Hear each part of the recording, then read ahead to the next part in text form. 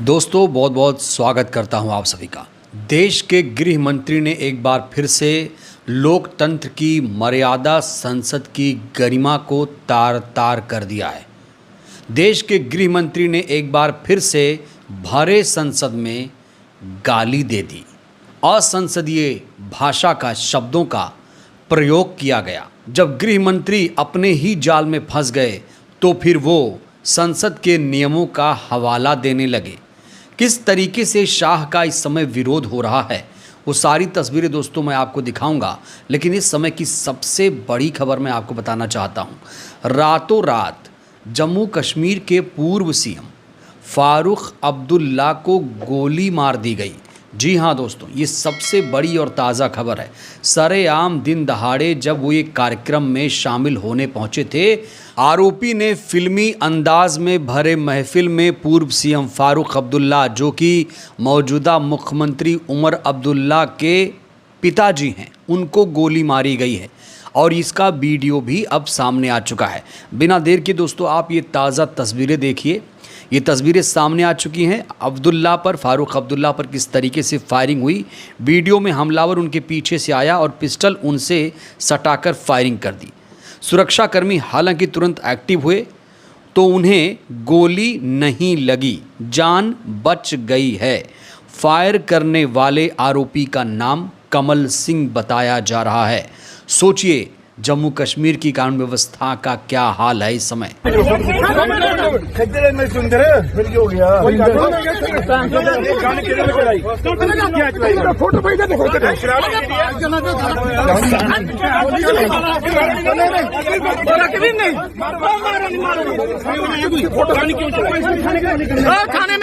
आपको बता दें जम्मू कश्मीर दिल्ली की तरह यूनियन टेरिटरी है, केंद्र शासित प्रदेश है। जम्मू कश्मीर में कोई गृह मंत्री नहीं होता है। जम्मू कश्मीर का जो लॉ एंड ऑर्डर है वो केंद्रीय गृह मंत्री के अंडर आता है। तो बड़ा सवाल ये है कि आखिर पूर्व सीएम फारूक अब्दुल्ला पर फायरिंग कैसे हो गई। आरोपी कमल सिंह ने जैसे ही फारूक अब्दुल्ला पर फायरिंग की, तुरंत उसे धर दबोचा गया, गिरफ्तार किया गया। लेकिन इसकी हेकड़ी देखिए, इसके अंदर कानून का कोई डर नहीं है, पुलिस का भी कोई डर नहीं है। ऐसे लगता है जैसे इसे कोई मेडल मिल गया है। इसका हाव भाव, बॉडी लैंग्वेज देखिए। फारूक अब्दुल्ला पर फायरिंग करने वाला कमल सिंह पुलिस के सामने अपने बारे में क्या जानकारी दे रहा है और उसका बॉडी लैंग्वेज देखिए, उसके बोलने का तरीका, लहजा देखिए दोस्तों। इसको कोई भी कानून का डर नहीं है। ज़रा देखिए कैसे बातचीत कर रहा है पुलिस थाने में। पुराना शहर, पुराना गांव जम्मू का सबसे पहली राजधानी 1371 की, वो भी लिख लीजिए। नाम क्या आपका? कमल सिंह जम्बार। कमल सिंह जम्बार जी। फादर ने सन ऑफ रेड श्री अजीत सिंह जम्बार। श्री अजीत अजीत AJIT। अजीत सिंह जम्बार। कहाँ के रहने वाले हो? मैं जम्मू पुरानी मंडी बताया ना आपको।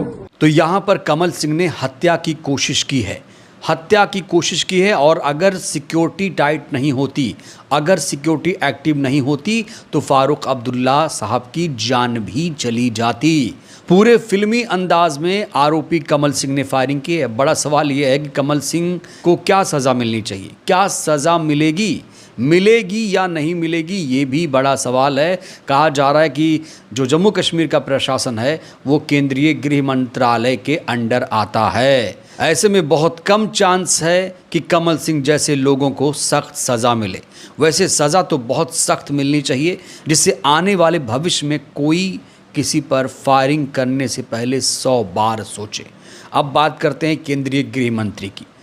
केंद्रीय गृह मंत्री अमित शाह एक बार फिर से चर्चा में है। दरअसल लोकसभा में स्पीकर ओम बिरला के खिलाफ अविश्वास प्रस्ताव आया था और जैसा कि उम्मीद थी कि लोकसभा में संख्या बल के आधार पर स्पीकर के खिलाफ अविश्वास प्रस्ताव गिर जाएगा, वैसा ही हुआ।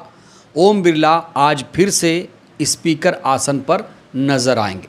तो स्पीकर ओम बिरला को बचाने के लिए उतरे शाह ने किस तरीके से संसद की गरिमा मर्यादा को तार तार किया है दोस्तों, सबसे पहले बिना देर किए ये वीडियो देखिए। मुझे तो बोलने में भी सारा संकोच हो रहा है। मान्यवर ये मुझे तो बोलने में भी साला संकोच हो रहा है।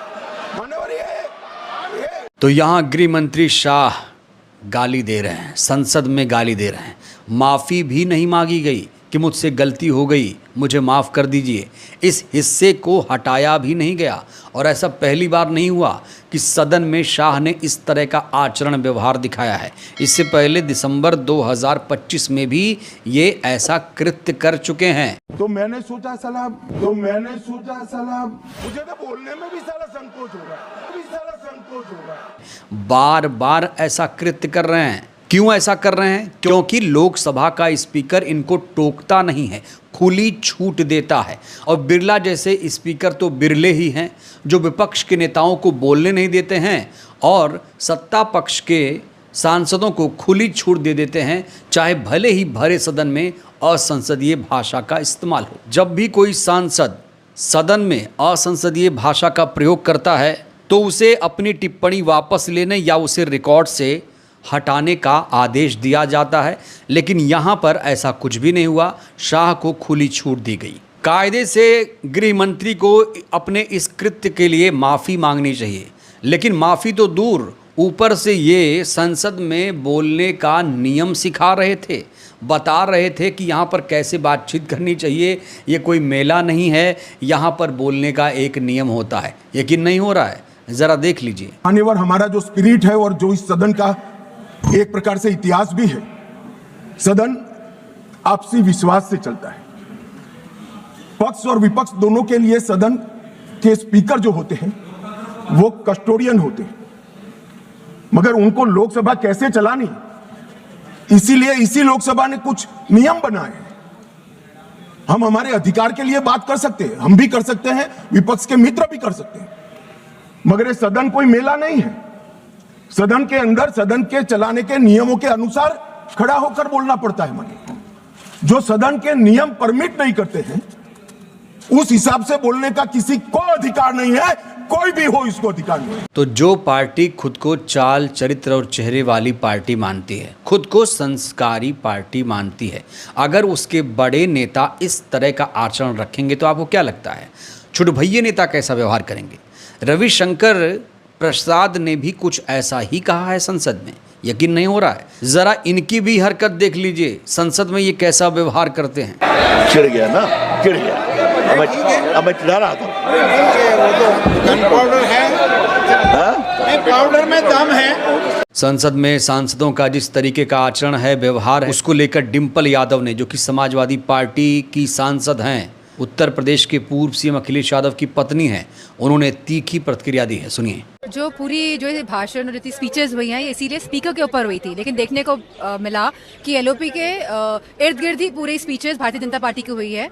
जो कंडक्ट जिस तरह स्पीकर का होना चाहिए और जिस तरह हाउस चलना चाहिए, तो उस प्रक्रिया पे बात होनी थी, उस प्रक्रिया पे ही पूरा यह स्पीचेस होनी थी, लेकिन ऐसा नहीं हुआ। और साथ में जिस तरह होम मिनिस्टर का कंडक्ट रहा, जिस तरह से इंटिमिडेटिंग भाषा का वो प्रयोग करते हैं हाउस के अंदर कि सुनना पड़ेगा, और साथ में बोल रहा, आज तो उन्होंने बहुत ही डेरोगेटरी लैंग्वेज का प्रयोग किया।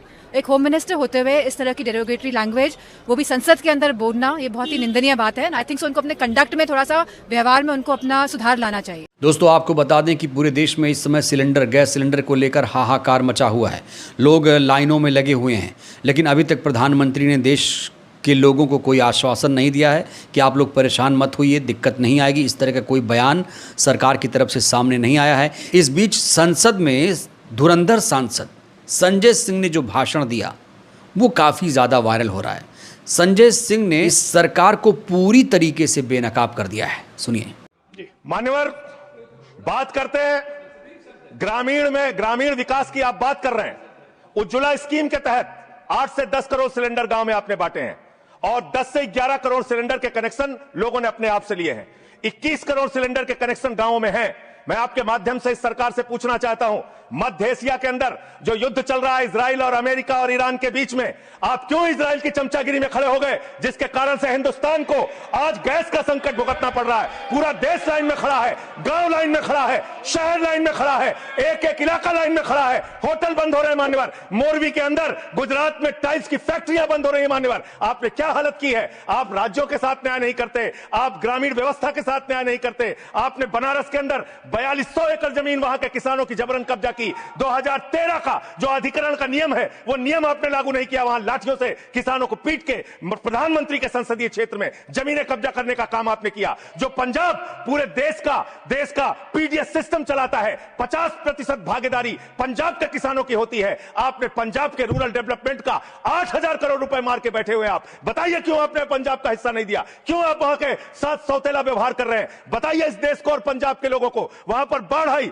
आप भी गए थे मंत्री जी वहां पे दुख जताने के लिए। आपने वहां की भयावह परिस्थितियों को देखा था। बावजूद इसके 1600 करोड़ रुपए की मदद आपने घोषित की थी। 16 पैसे आपने पंजाब को नहीं दिए। 16 पैसे। यह आपकी दुर्भावनापूर्ण नीति है जो राज्यों को भुगतनी पड़ रही है, जो देश को भुगतनी पड़ रही है। और ग्रामीण विकास के नाम पर आपने इस देश के गांव में रहने वाली जनता को लगातार धोखा देने का काम किया है, लगातार उनको ठगने का काम किया है। चाहे वो आंगनबाड़ी की स्कीम हो, आंगनबाड़ी की कार्यकर्तियां, हर काम में उनको आप लगा देते हैं, लेकिन आप उनको पैसा देने के नाम पर आपको हंसी आएगी, हंसी आएगी, हंसी आएगी।